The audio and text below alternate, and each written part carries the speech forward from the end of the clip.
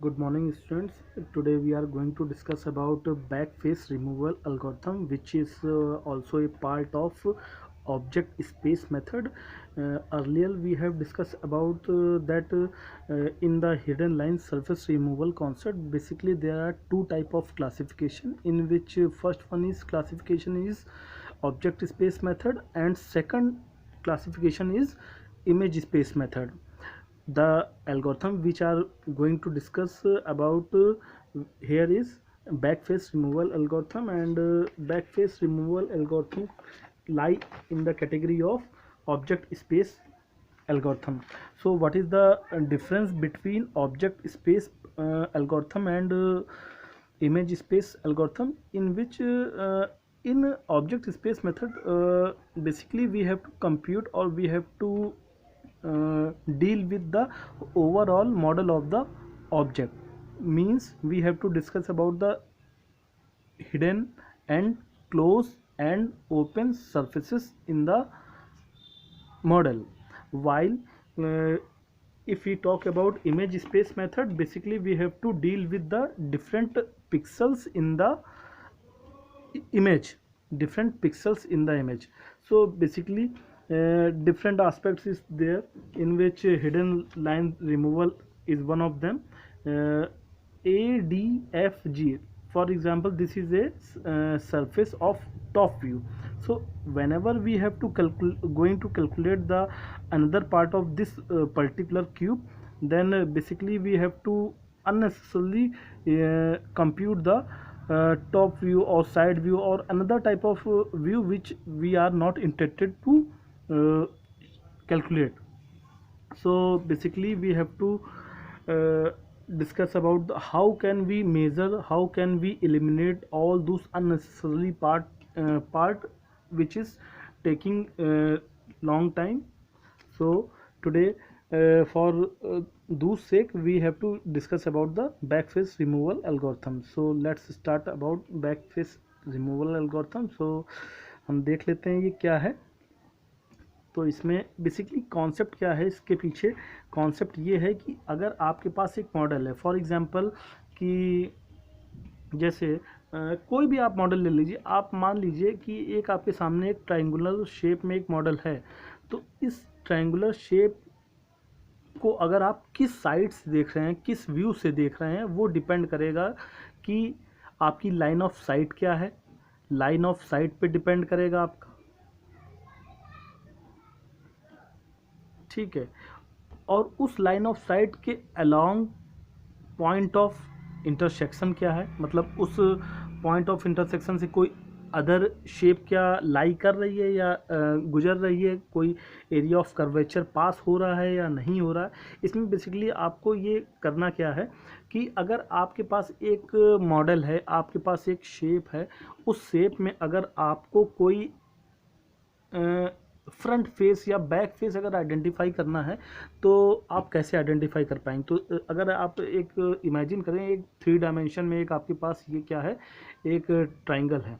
अगर आप इस तरफ से देखेंगे इस ट्राइंगल को, तो आपका एक फेस दिखेगा बट उसका बैक फेस नहीं दिखेगा. तो वो डिपेंड करेगा कि आप किस लाइन ऑफ साइट पे हैं. अगर आप देखिए, अगर हम इस मॉडल की बात कर रहे हैं, इस ट्राइंगल की बात कर रहे हैं, तो इस ट्राइंगल में है कॉन्सेप्ट क्या कि हम सब जानते हैं कि हम 2D ज्योमेट्री पढ़ते हैं, 3D ज्योमेट्री पढ़ते हैं. 2D का कॉन्सेप्ट तो सिंपल होता है, एक्स और वाई एक्सेस के अलॉन्ग हमें कंप्यूटेशन परफॉर्म करना होता है. लेकिन अगर हमें कंप्यूटेशन परफॉर्म करना है किसके अलॉन्ग, 3D के भी अलॉन्ग अगर हमें कंप्यूटेशन परफॉर्म करना है, तो यहाँ पे ये जो आपका कह सकते हो कि जो ट्राइंगुलर शेप का मॉडल है, इसके 3 डायमेंशन होंगे, 3 अलग अलग डायमेंशन होंगे.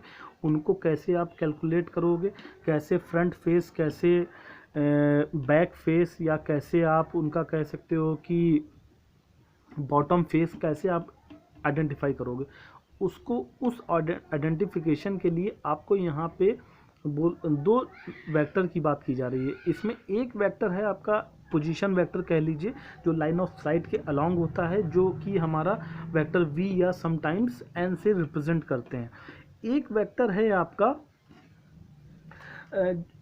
जो मतलब आप ऐसे कह सकते हैं कि देखिए इसे वी और एन के फॉर्म में शो किया गया है। वी आपका एक नॉर्मल वेक्टर है और एन क्या है, ये एक लाइन ऑफ साइट के अलोंग व्यूइंग वेक्टर कह सकते हो आप इसे, ठीक है। जैसे थोड़ा सा इसकी लैंग्वेज आप समझ लीजिए पहले क्या इसमें बोला गया है। A point X Y Z is inside a polygon surface with plane parameter A B C and D if A X plus B Y plus C Z plus D is equal to 0। Basically कहना क्या चाह रहे हैं कि एक मान लीजिए कोई सरफेस पे कोई पॉइंट एग्जिस्ट कर रहा है, ठीक है, कोई सरफेस पे कोई पॉइंट एग्जिस्ट कर रहा है, बट वो जो सरफेस है वो लाई कर रही है थ्री डायमेंशन में लाई कर रही है। तो देखिए जब भी हम बात करेंगे डायमेंशंस की, 3 डायमेंशंस की, तो वहाँ पे 3 अलग अलग हमें एक्सेस भी मिलेंगी। उन एक्सेस के अलोंग कुछ उसके कंपोनेंट्स भी होंगे। कुछ कंपोनेंट्स मतलब आप कह सकते हो वेरिएबल्स होंगे। ए बी सी क्या है, यहाँ पे हमारे कंपोनेंट्स हैं। डी तो यहाँ पे खैर आप कह सकते हो कि कांस्टेंट कंपोनेंट है, बट एक्स वाई जेड के अलोंग ए बी सी क्या है, एक वेरिएबल कंपोनेंट है। डी यहाँ पे क्या है, कांस्टेंट कंपोनेंट है। तो अगर आपको बाकी कंपोनेंट्स को आइडेंटिफाई करना है किसी एक एक्सिस के अलोंग, तो आप कर सकते हैं ऐसा। अगर आपको जेड एक्सिस के अलोंग बाकी की कंपोनेंट्स को करना है तो भी आप कर सकते हो। एक्स एक्सिस के अलोंग वाई और जेड को कंप्यूट करना है, then you can do. If you want to access y on behalf of x and z, then you can also calculate. तो इसमें कॉन्सेप्ट क्या है कि आपके पास एक ट्रायंगुलर शेप में एक मॉडल है। उस मॉडल को आप क्या कर रहे हैं कि फ्रंट फेस आपको शो हो रहा है, बट आपको उसका बैक फेस शो नहीं हो रहा है।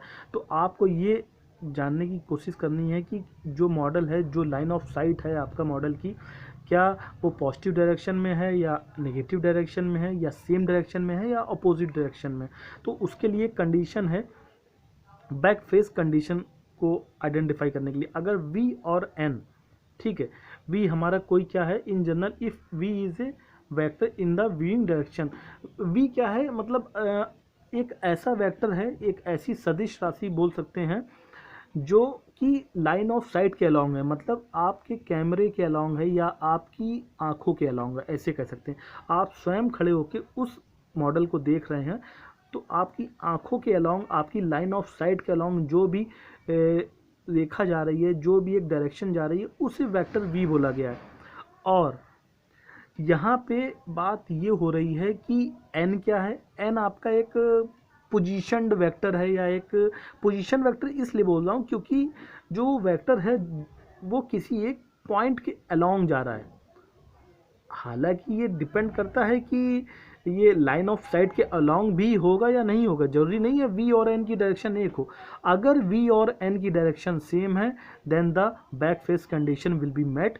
If such types of condition will not met, then absolutely we can say this is not the back face condition, ठीक है। अगर बैक फेस आपको रिमूव करना है तो आपके लिए पॉजिटिव होना चाहिए, क्या, V और N का मल्टीप्लाई पॉजिटिव होना चाहिए, ठीक है। N क्या है, यहाँ पे फिर वही बात आ गई। N क्या है, N एक पोजीशन वेक्टर है, या यहाँ पर पोजीशन वेक्टर किसी पॉइंट के अलोंग है। यहाँ पे कोई पॉइंट हो सकता है जो कि इस लाइन ऑफ साइट के अलोंग चल रहा है पॉइंट, ठीक है। अगर वो देखना डिपेंड करेगा, अगर आपका N इस एक्सेस के अलोंग है, बट मतलब निगेटिव जेड एक्सेस के अलोंग, अभी बताएंगे निगेटिव जेड एक्सेस के अलोंग क्यों है। अगर यही वेक्टर अगर आप मान लीजिए पॉजिटिव एक्सेस के अलोंग होता, मतलब इस तरफ होता, ठीक है, पॉजिटिव एक्स एक्सिस के अलोंग, और कैमरामैन की पोजीशन निगेटिव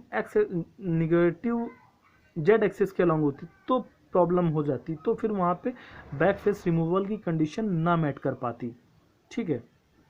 तो उसके लिए यहाँ पे बेसिकली देखिए, आपको बैक फेस रिमूवल एल्गोरिथम का मतलब यहाँ पे ये है थोड़ा सा, क्योंकि ये कॉम्प्लिकेटेड होगा आपके लिए, बट मैं आपको समझाने की कोशिश कर रहा हूँ। ये है क्या, ये जो बैक फेस रिमूवल का कॉन्सेप्ट है, ये इसमें इसकी फैक्टर क्या क्या है, यहाँ पे ऐसे कौन कौन से चीज़ हैं जो महत्वपूर्ण है।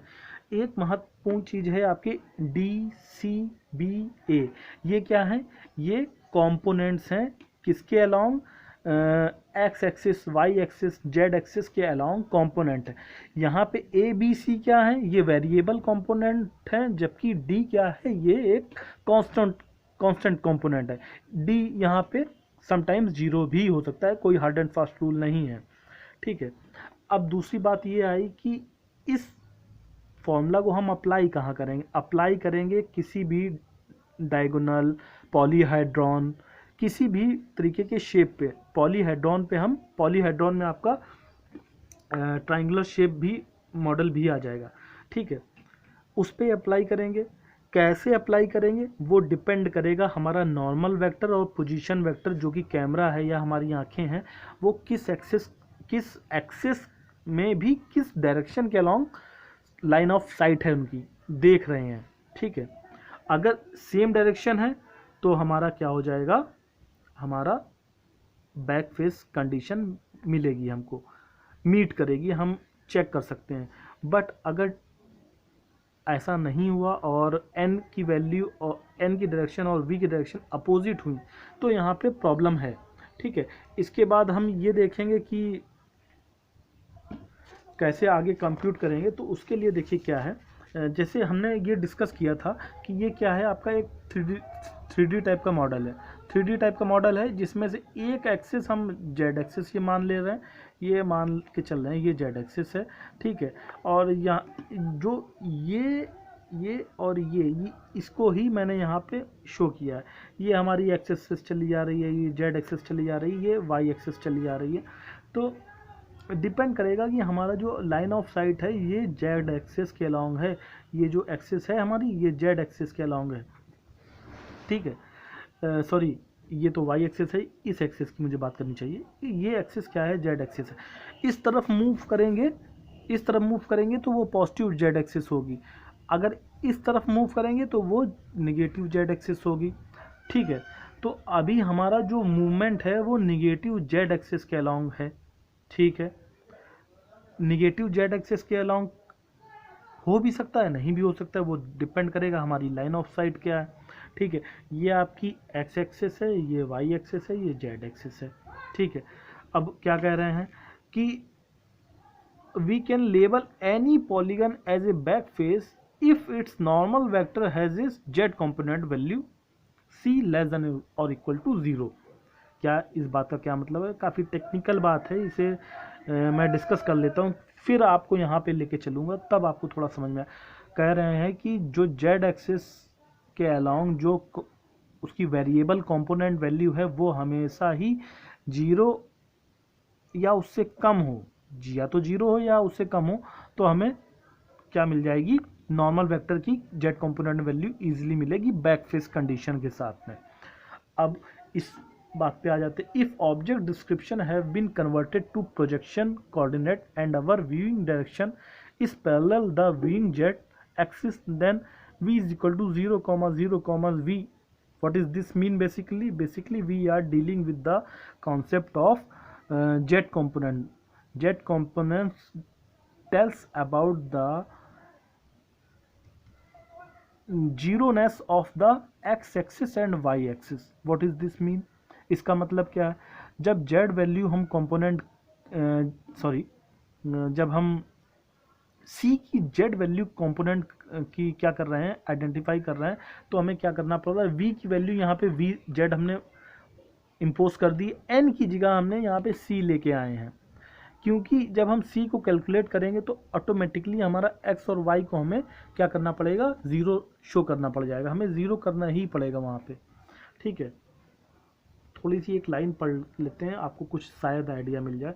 ए polygon surface with plane parameter c less than 0 in a right handed viewing coordinate system is identified as a back face when the viewing direction is along the negative z axis.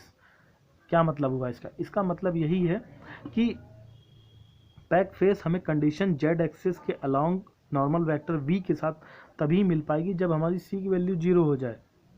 अब इसका मतलब क्या है, इसका मतलब ये है, देखिए हमने ऐसे डिस्कस किया है आपसे, जब मैंने यूनिट 1 भी स्टार्ट किया था तब भी मैंने कहा था ये प्लस एक्स एक्सिस है, ये माइनस एक्स एक्सिस है, ये प्लस वाई एक्सिस है, ये माइनस वाई एक्सेस है, सिमिलरली ये हमारी प्लस जेड एक्सेस है, और ये माइनस जेड एक्सेस है। ऐसा कुछ मैंने डिस्कस किया था अगर आपको याद हो। तो ये वही चीज़ हो रही है यहाँ पे कि जब हम इस तरफ इस एक्सेस के अलॉन्ग मूव करेंगे तो वो हमारी निगेटिव हो जाएगी, वो हमारी निगेटिव वैल्यू में लाई करेगी। ठीक है, तो देखिए काफ़ी हैक्टिक टाइप का है। इसका मैं होल सोल समरी आपको बता दूं, इसमें है क्या, आप इसे साधारण शब्दों में इस प्रकार समझ सकते हैं कि आपके पास एक ट्रायंगुलर टाइप का शेप है। आप इमेजिन करिए ना, आपके पास कोई प्लास्टिक का कंटेनर बॉक्स है जो ट्रायंगल शेप में, उसका एक फेस आपको एक बार में दिख रहा है। लेकिन अगर आप सोच रहे हैं कि जब हम कंप्यूट करने जाएंगे, मान लीजिए मैटलैब सॉफ्टवेयर पे से कंप्यूट करेंगे इसकी वैल्यूज़ को शो करने के लिए, तब वो वहाँ पे क्या करेगा, उसका जो हिडन पार्ट है उसको भी कैलकुलेट करेगा। इसमें टाइम टेकिंग प्रोसेस हो जाएगा ओवरऑल। फिर वही बात आ जाएगी हमारी डेटा स्ट्रक्चर वाली कि हमें स्पेस भी बचाना है, हमें अपनी और टाइम को भी बचाना है। तो सारी कहानी उसी को लेके है कि हम हिडन पार्ट को कैसे रिमूव करें कैलकुलेशन से अपने। ठीक है, तो उसी के लिए ये प्रिंसिपल दिया गया है, और इसी में थोड़ा सा बेसिकली आपको देखिए, ये सी लेस देन इक्वल टू 0 इसको मान लेना है, आपको इसको ध्यान रखना है। इस बात को ध्यान रखना है कि वी वेक्टर, नॉर्मल वेक्टर और पोजीशन वेक्टर की वैल्यूज़ को क्या रखना है, आपको जेड एक्सेस के अलॉन्ग, जेड कंपोनेंट वैल्यू के अलॉन्ग रखना है। ठीक है, और वी डॉट एन की वैल्यू हमेशा ही मल्टीप्लाई करने पे क्या होनी चाहिए, पॉजिटिव आनी चाहिए, तभी वो बैक फेस रिमूवल एग्जिस्ट करेगा, अदरवाइज नॉट। ठीक है, इसके बाद हम जेड बफर मेथड पे चलते हैं आगे। जेड बफर मेथड पे जाने से पहले आपको मैं बता देता हूँ थोड़ा सा इसकी कहानी क्या है। जेड बफर मेथड, चलिए Z buffer method next video में डिस्कस करेंगे। ठीक है, थोड़ा फ्रेश होके इसमें पूरा सही दिमाग से के साथ। ठीक है, थोड़ा सा एक्सप्लेन इसमें ज़्यादा करना पड़ेगा। Okay, thank you all.